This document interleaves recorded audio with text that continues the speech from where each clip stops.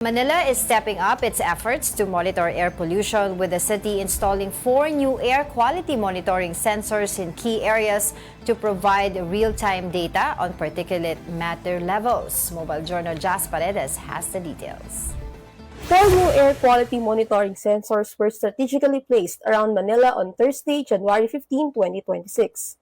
The sensors were installed by the Department of Environment and Public Services Manila in coordination with the City Electrician's Office.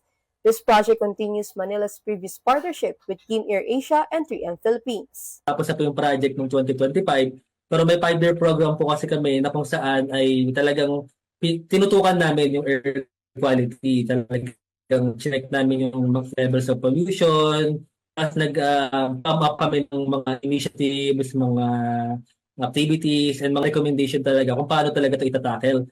The 4 air quality monitoring sensors are located at Santa Ana Hospital and the Circle in front of San Sebastian Residences and Tayuman. These locations were based on specific criteria. Unang-una, si Santa Ana Hospital, kasi alam naman natin ang Santa Ana, isa yan sa mga hospital ng City of Manila. So kailangan namin ma-check din kung yung kumbaga yung marami kasi mga na-admit na mga pasyente diyan. So kailangan din ma-check namin kung healthy ba yung air para dun sa mga pasyente. Pinili din namin. Actually, under Circle and Tayuman, yung Pure Gold Tayuman. Kaya pinili yan kasi pareho silang ang tawag namin dyan, roadside.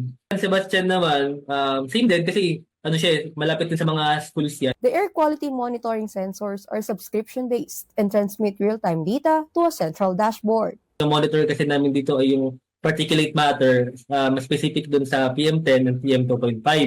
So, yung ibig sabihin lang ng PM10 and PM2.5 ay yung sizes nung kung gaano kalaki. So, mga 10 micron and 2.5 micron. So, data from the sensors are translated into a color-coded scale based on the air quality index issued by the Department of Environment and Natural Resources.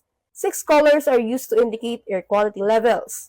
Green means good, yellow is fair, orange indicates unhealthy air for sensitive groups, red means very unhealthy, purple is acutely unhealthy, while maroon signals a health emergency where everyone is more likely to be affected. Ito namin as part ng ay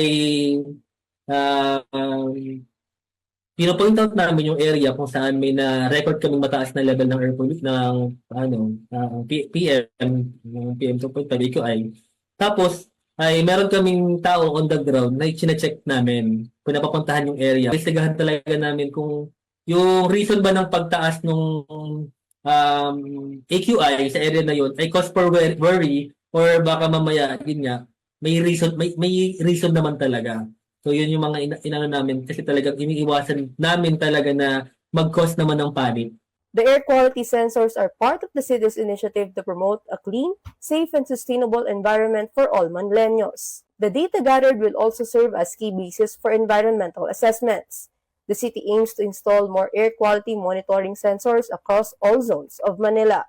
Kapatid Jas Paredes, we are One News.